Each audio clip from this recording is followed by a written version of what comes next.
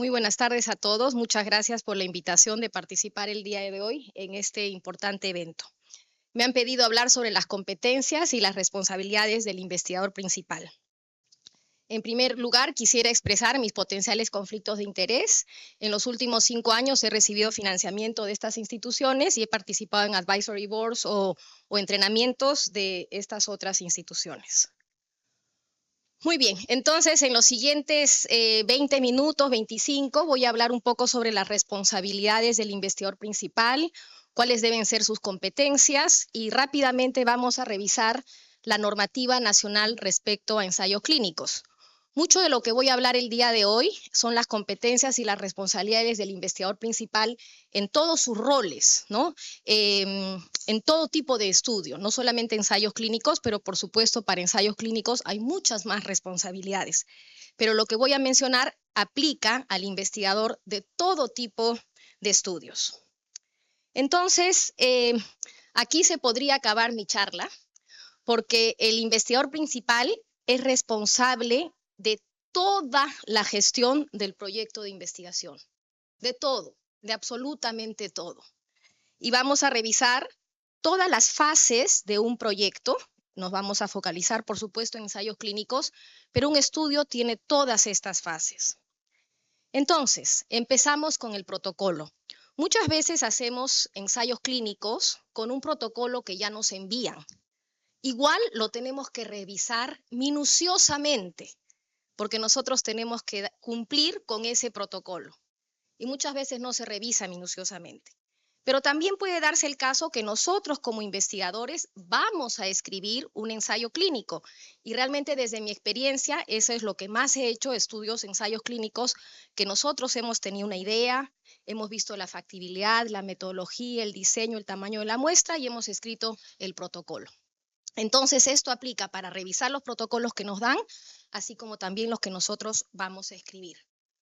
Muy importante es revisar el presupuesto, porque lamentablemente si no tenemos plata, no podemos hacer un estudio de la forma correcta, porque como van a ver, con todas las actividades que tenemos que hacer, tenemos que contar con un equipo de investigación bastante grande y al cual también tenemos que pagar.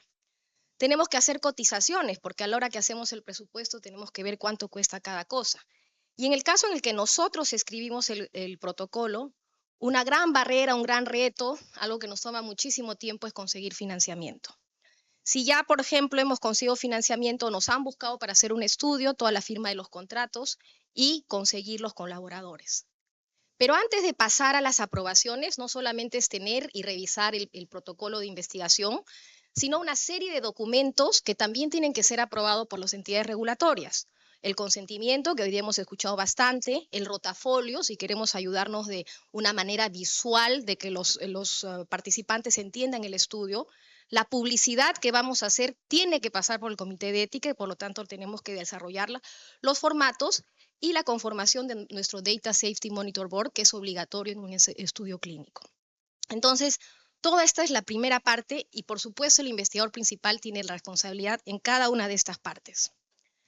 Antes de conseguir las aprobaciones de las diferentes instancias que ahorita vamos a revisar, creo que, y por eso lo he puesto en negrita, es fundamental ver quiénes van a colaborar con nosotros y quiénes van a ser nuestros coinvestigadores. Y básicamente, ¿por qué? Porque toda la responsabilidad que cae sobre el investigador principal es humanamente imposible que se encargue de todo. Y tiene que delegar funciones en sus coinvestigadores, ya sean que sean coinvestigadores de algunos hospitales, colaboradores, o ya sea que le demos responsabilidades específicas sobre alguna tarea de todo el proceso de investigación. También bien importante es encontrar a nuestro coordinador del estudio, que es pieza clave para que todo funcione.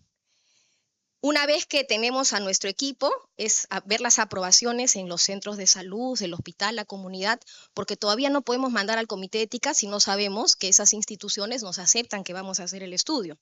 Obviamente los comités o todos los comités a los que corresponde, y luego viene la parte regulatoria difícil, que es a través de las instituciones que norman la investigación clínica en el país, el INS, el DIGEMIT para los medicamentos, a veces DIGESA también, porque podríamos estar trabajando con un compuesto que requiere aprobación de DIGESA. Y esta es la parte en que muchas veces los tiempos regulatorios son larguísimos.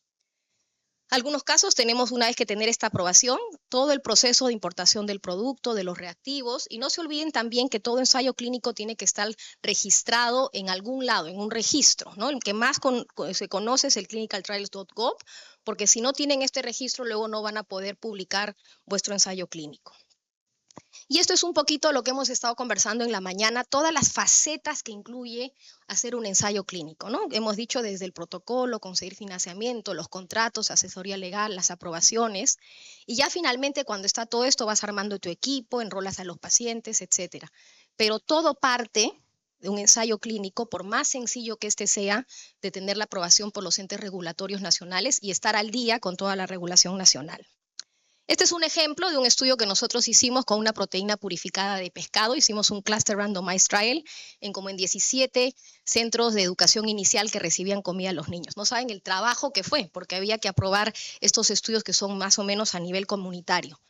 Pero para poder hacer estos estudios uno tiene que realmente darse el tiempo de conversar con todos los que son los líderes de esos equipos, ¿no? Ya sea en centros de salud, por ejemplo, era visitando un comedor del INAVIF. Entonces, esta primera etapa, que normalmente ni siquiera es pagada y sale del tiempo del investigador, es una etapa crucial donde uno tiene que hacer todas estas visitas para encontrar a sus colaboradores que van a participar en el estudio. Este fue otro estudio comunitario que nosotros hicimos, un estudio randomizado, doble ciego, de lactoferrina para prevención de diarrea a nivel comunitario. Este estudio nos tomó 6 años realizarlo, lo hicimos en diferentes comunidades del cono norte de Lima. Y imagínense todas las cosas que uno tiene que hacer como investigador. Este fue un proyecto escrito por nosotros. Tuvimos que importar la lactoferrina que venía de Nueva Zelanda, pero pues dijimos, ¿dónde lo ponemos? En unos frasquitos. Esta es la foto de Tropicales hace varios años, más de 20 años, donde pusimos todos los frasquitos que tuvimos que comprar para hacer que una empresa de producto de alimentos nos fraccionara la lactoferrina y le pudiera sabor a fresa y el colorante de tal forma que sea idéntico a nuestro placebo, ¿no? Porque era un ensayo clínico, doble ciego, y todos tenían que estar ciegos a las intervenciones. Entonces, estas son etapas que unas veces uno no lo piensa, pero que está dentro de las tareas del investigador principal. Mientras van corriendo las aprobaciones, viene toda la etapa de planeamiento.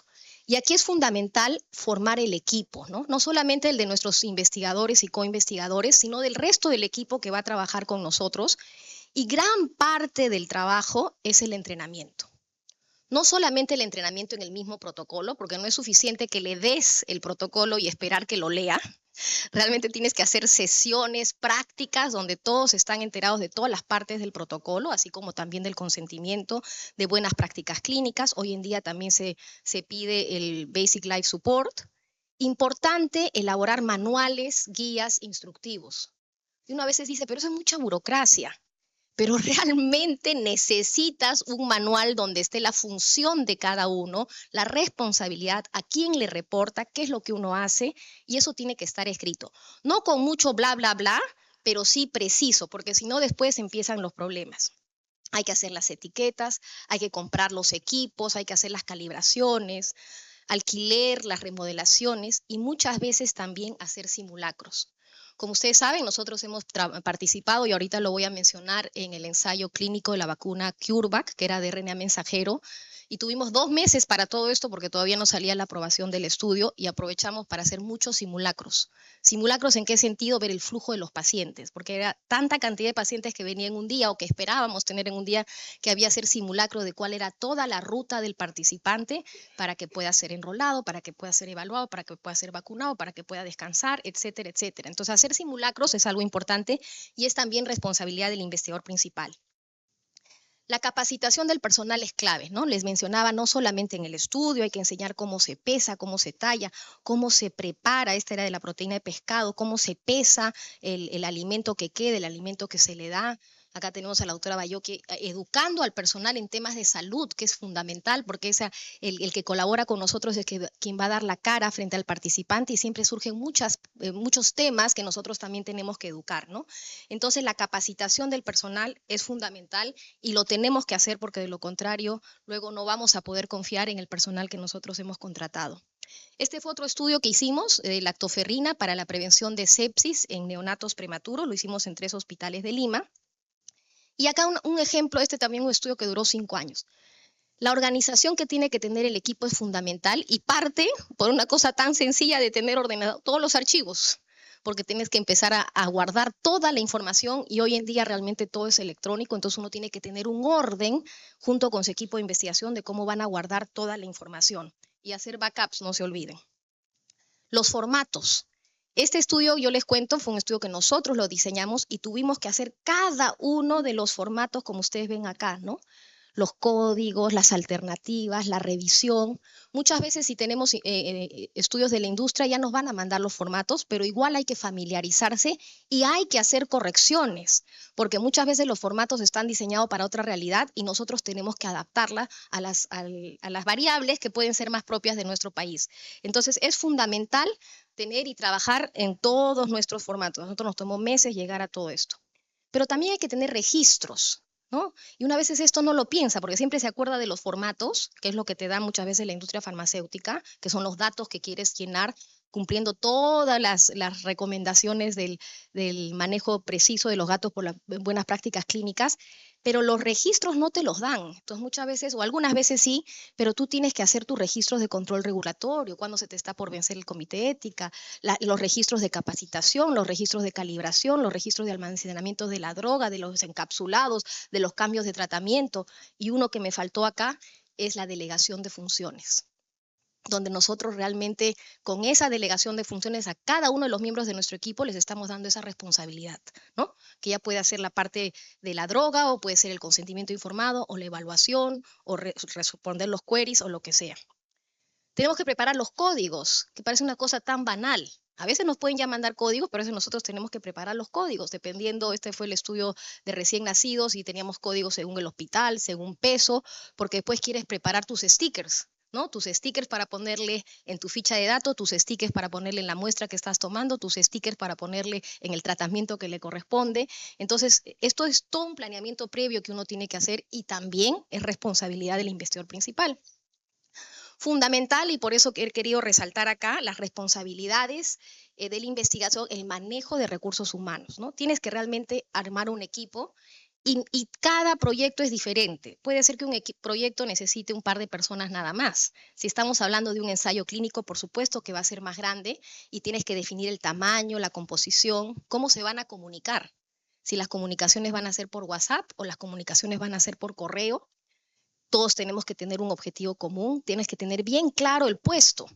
¿Qué va a ser la enfermera? ¿Qué va a ser el técnico? ¿Qué va a ser la enfermera que enrola? ¿Qué va a ser la que vacuna?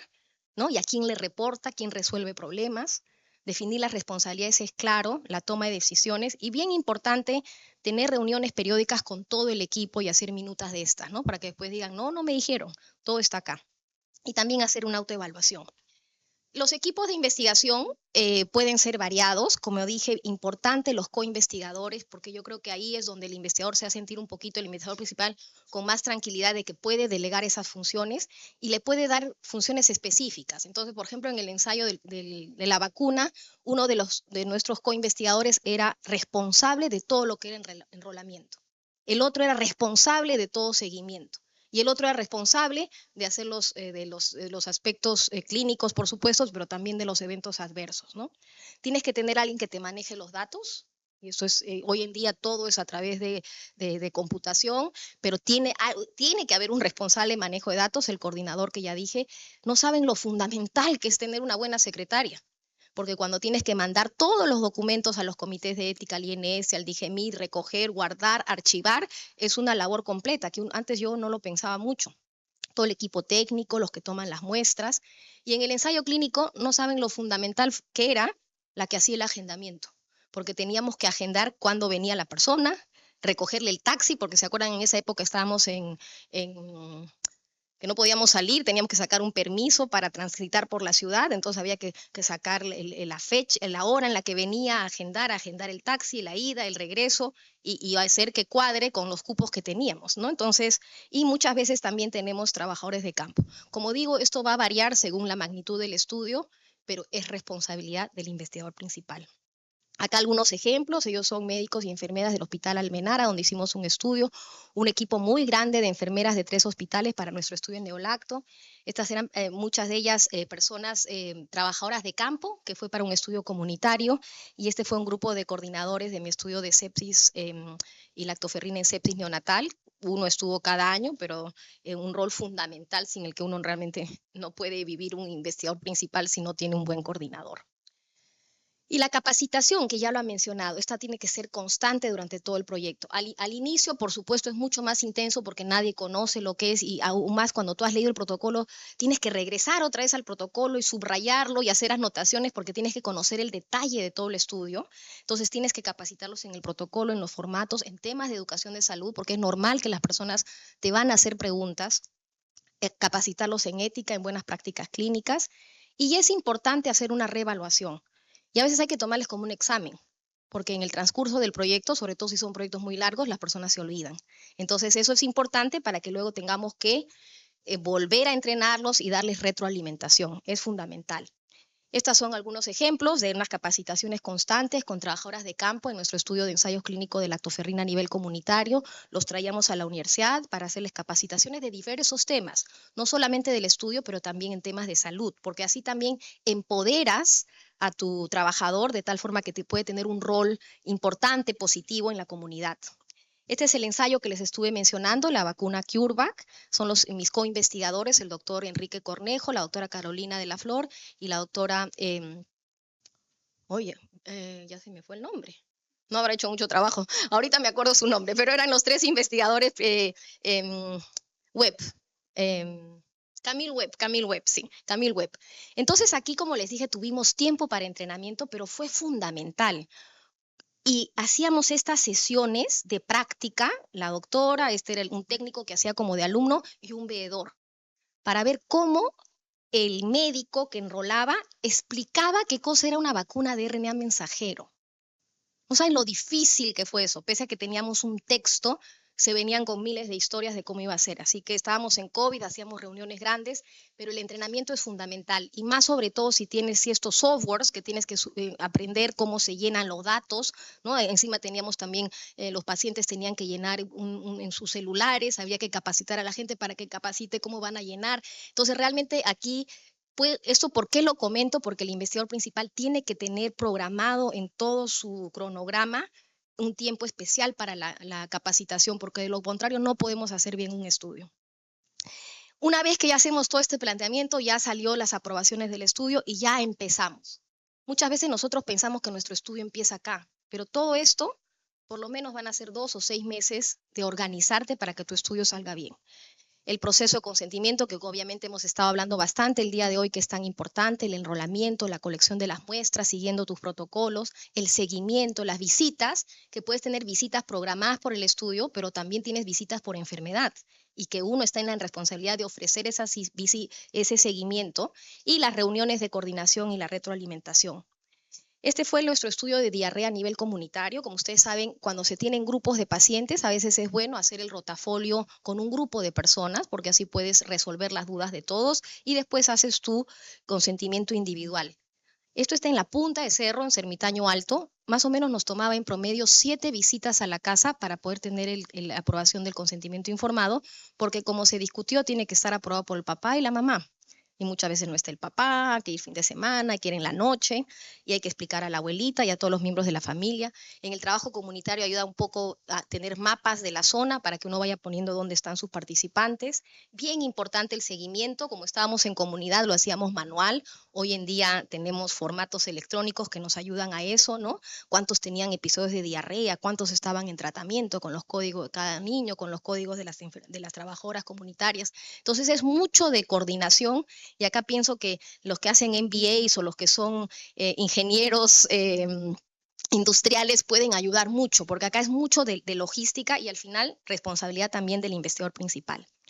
Dentro de la ejecución propia del estudio, una parte importante es todo lo regulatorio, ¿no? Responder hacer los reportes de los eventos adversos, de los AESIS, los safeties, los queries que te llegan, millones de queries, las preguntas para que corrijas tu formulario, los informes de avance, los reportes al Comité de Ética, al INS, el monitoreo, las inspecciones del INS y también las renovaciones, y continúa la capacitación.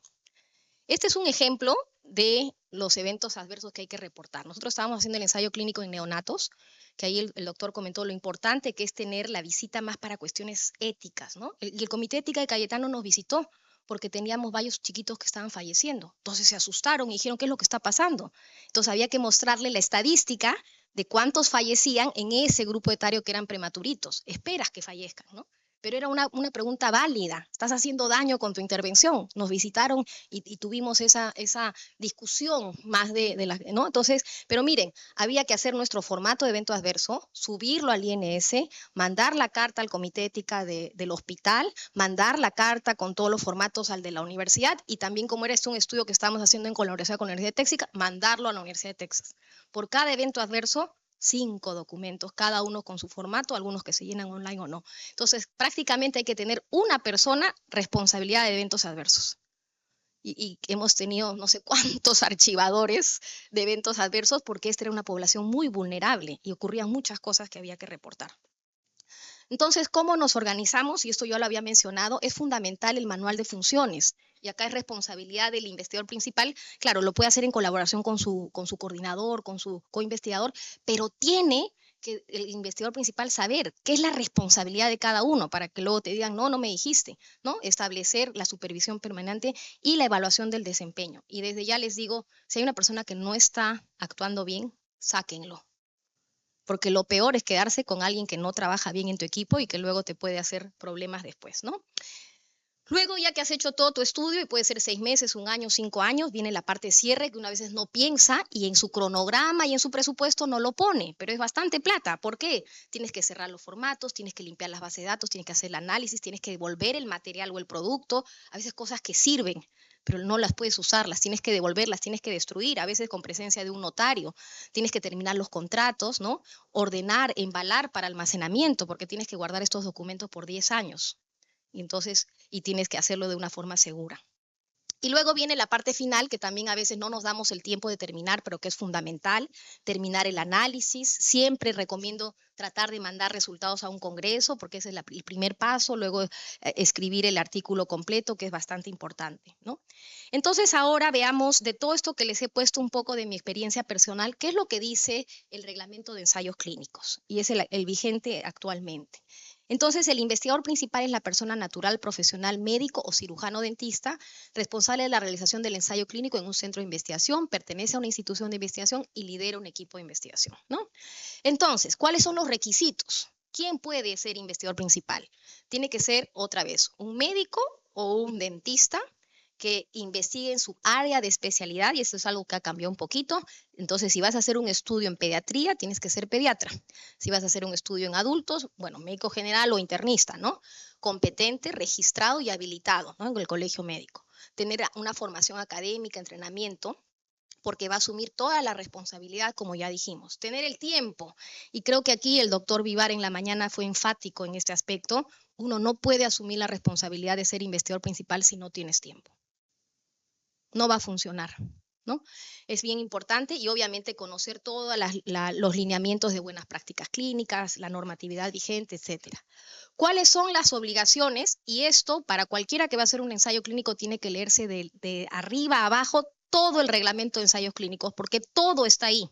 Y es con lo que nos van a juzgar y nos van a evaluar los inspectores cuando vengan. Entonces tienen que leer todito. No hay forma de que no te leas nada, pero ahí están las responsabilidades: conocer toda la investigación, toda la información del producto, cumplir los lineamientos de buenas prácticas clínicas, asegurar que el personal y los equipos sean idóneos, ¿no? Por eso yo decía, la selección de tu equipo es fundamental para que luego se pueda hacer bien las cosas. Obtener la autorización, obtener la aprobación del ensayo clínico por el Comité de Ética, y después ha habido una corrección a esta norma de un Comité de Ética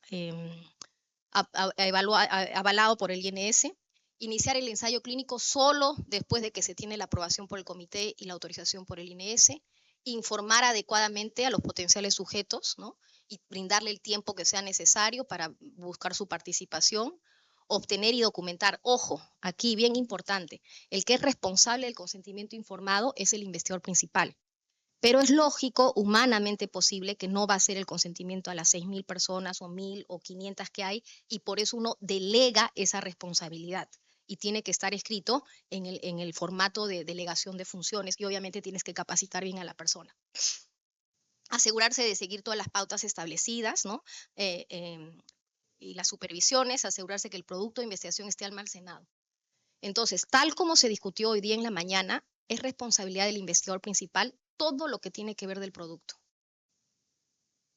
O sea, si falta una cápsula, es responsabilidad del investigador principal. Obviamente va a delegar esa responsabilidad al químico farmacéutico, y tienes dos químicos farmacéuticos, uno ciego y uno no ciego, ¿no?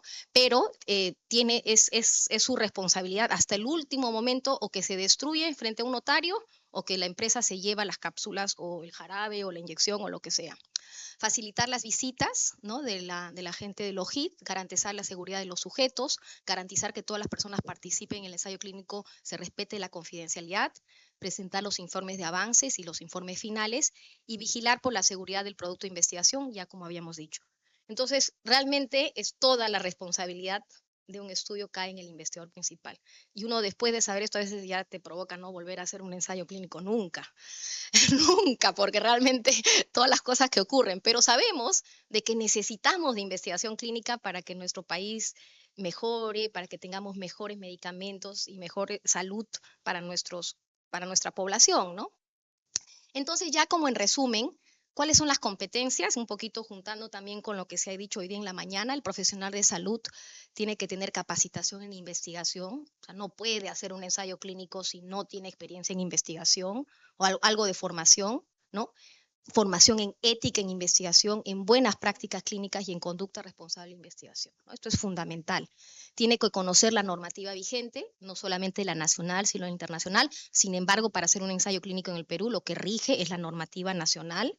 Tiene que tener algo de experiencia. Bueno, uno dice, ¿qué pasa con un joven que no tiene experiencia? Bueno, puede entrar trabajando como coordinador, ¿no? Ser un co-investigador, y luego tendrá su propio proyecto en el que él es el investigador principal. Uy, se fue una atrás.